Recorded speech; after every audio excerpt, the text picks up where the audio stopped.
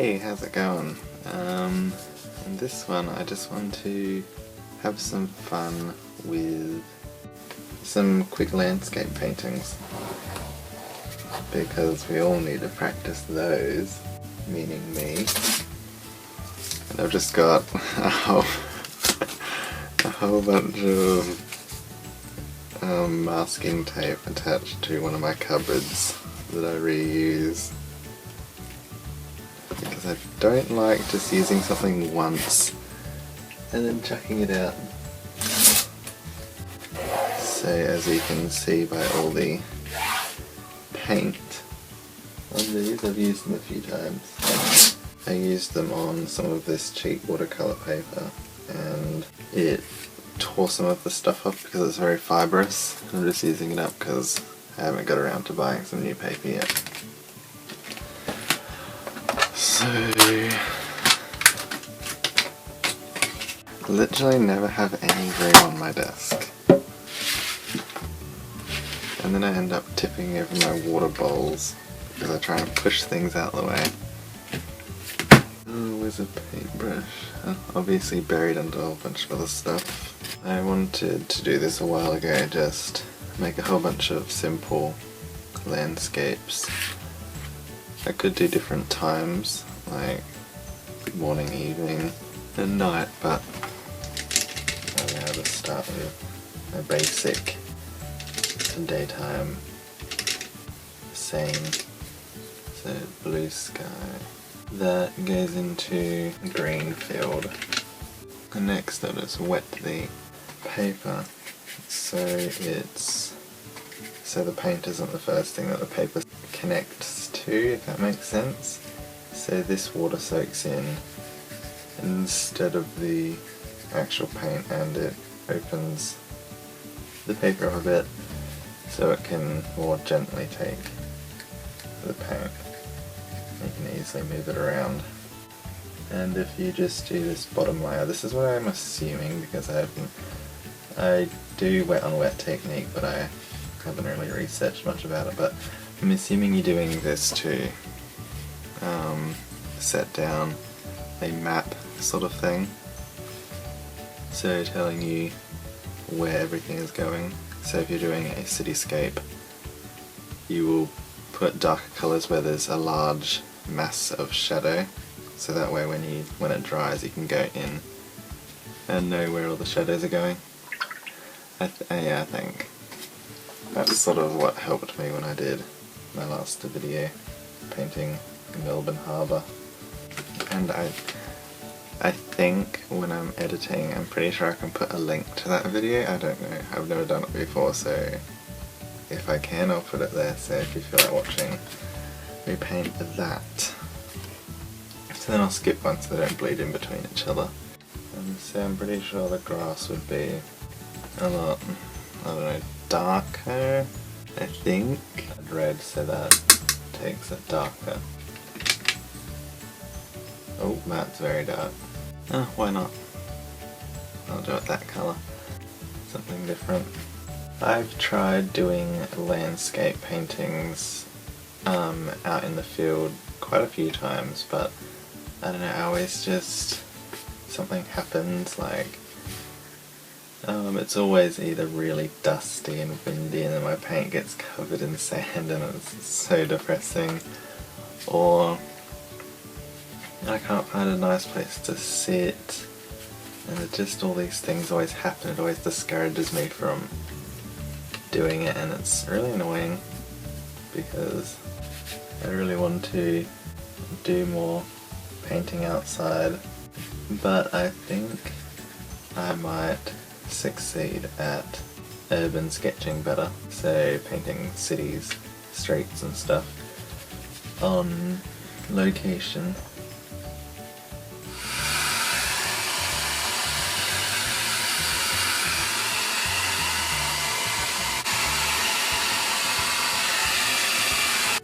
Okay, now that we have the base down, we can go in with a darker wash. I don't know if it has to be necessarily darker, because putting it on top of an already existing wash will get darker, but so to stay more detailed, I don't know, layer.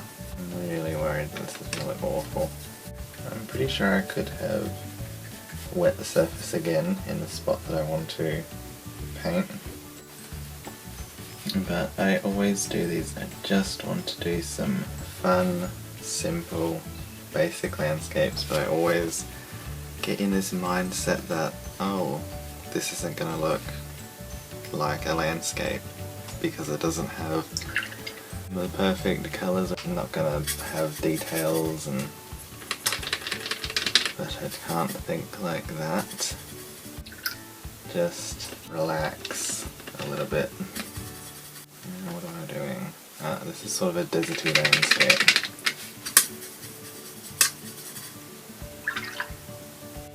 So the rolling sand dunes of the desert. I like desert landscapes, they look really mysterious because there's like barely any life there. And I love fantasy world landscapes, especially in digital art, because I can't do digital art and it looks so amazing, and when it's done right and it just looks so cool. Could do a dark night scene ones, and I'll try and put down a darker wash this time, because once it dries it dries lighter. So I'll start with a dark blue, a little bit of black maybe. I like adding black and grey together, it gets this really nice dark Payne's grey look. Oh, this looks more like an underwater scene. Don't have to commit to my first thought and change it, which is something I need to focus on. Like if I'm doing character design and I have this set idea, I don't have to, if it's not working, I can change from that idea and do something else. Don't have to commit to that one. Sometimes I spend ages on it and it doesn't work, and then you can get discouraged.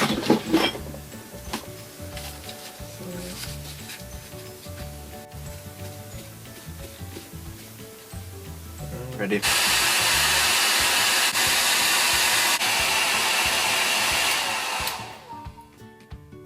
Literally the best way I found to do clouds is when you do your wash and it's still wet, and then just pick it up with a tissue and you get really natural looking clouds. So now that I did that, I don't know if I want to try the marbled look of an underwater scene, or it does look like a cloudy, rainy day. I could just do some electrical poles here and some rooftops. That seems like a good idea. So I'll make another dark with black and blue. Where's my little card? Grab my card. Using this blue, which is cobalt blue, and just normal black. So this is my swatch card. Rooftop. Oh, now it looks like a mountain. I don't know what to do now. I'll stick with a city or a town. So this is a roof. A little aerial. And they get smaller as they go back, so it sort of looks like it's going down a street.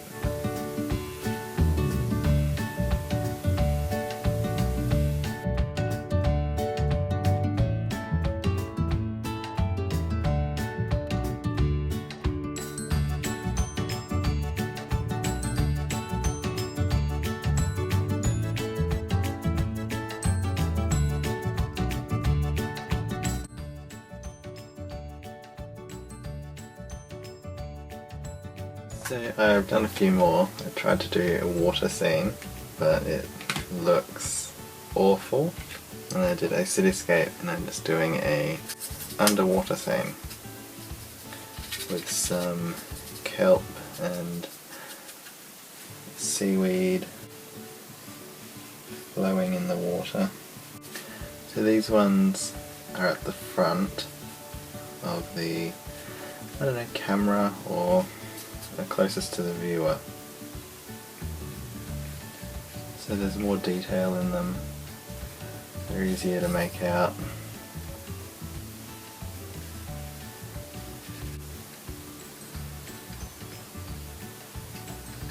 And I wanted to do that marble effect sort of thing, so if we get some, this is probably going to fail, and they get smaller as they go into the distance. I think it'll look cool if I can stick with it the whole way. Just have to get that effect that it's going back. So this seaweed here has to be in front of the little splotches. I should do that, what is it called? When you just make a whole bunch of little splotches on the paper, then turn them into something.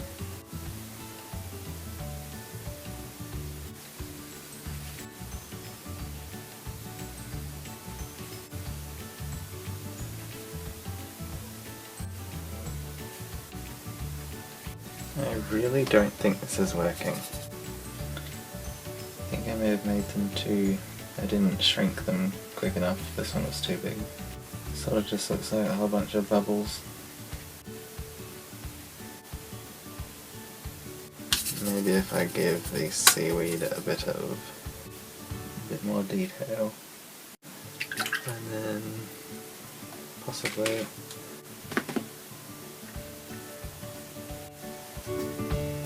sort of blur them out a bit.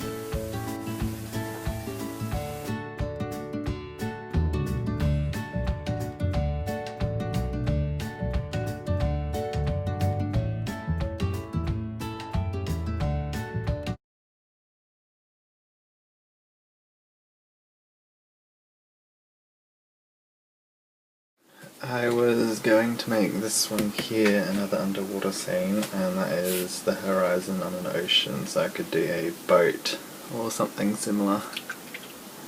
Like a little bit of land maybe. So add in some kelp and seaweed. So I'll add in some seaweed.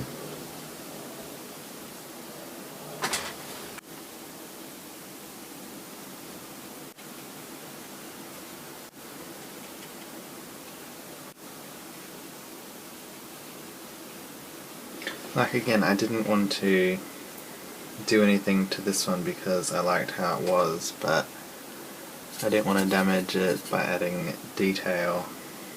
But the whole purpose of this was for me to just play around and have some fun with little simple scenes. I really like just how nice some of these look, like this one, that one, especially that one turned out really good.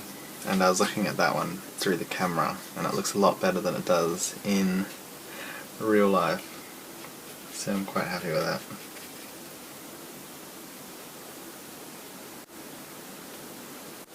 That one still looks the worst. Make a dark colour, add in a little island. Land if they're out on a boat. And they've been sailing for days, and they finally found some land.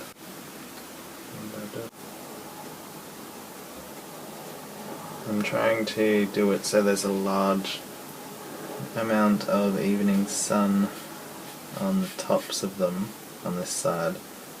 So I left it the same as the background, but I'm not sure if that's working, so I'll cover it in so there's just a little bit of glow.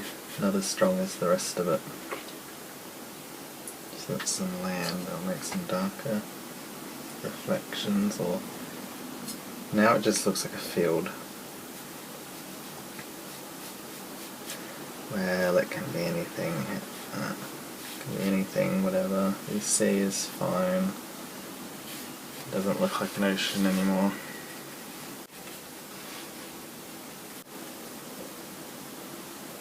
Could be a prehistoric land. and pterodactyls flying. Like in this one you could paint little detailed bugs and fish, more fish in that one. But I don't really want to do that because I'm afraid I'll ruin it.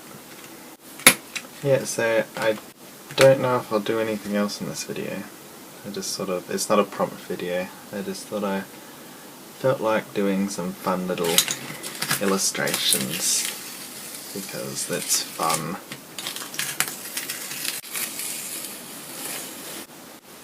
There, so that's some little illustrations.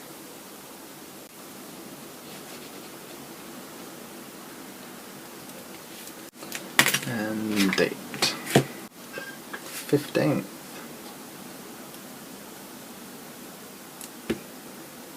I love this little date stamp. I've been meaning to get one for ages. It's so handy. It adds a really nice touch. Then I can use textures on the top of it to get different colours. So. Oh my god! I forgot to change it from December to January, and I'm pretty sure that means everything I've dated since we went to in January, it's been in December. Surely not. No, because the January is black. So, oh my gosh, I must have been dating some stuff from December. Let's try this again. Where does it go?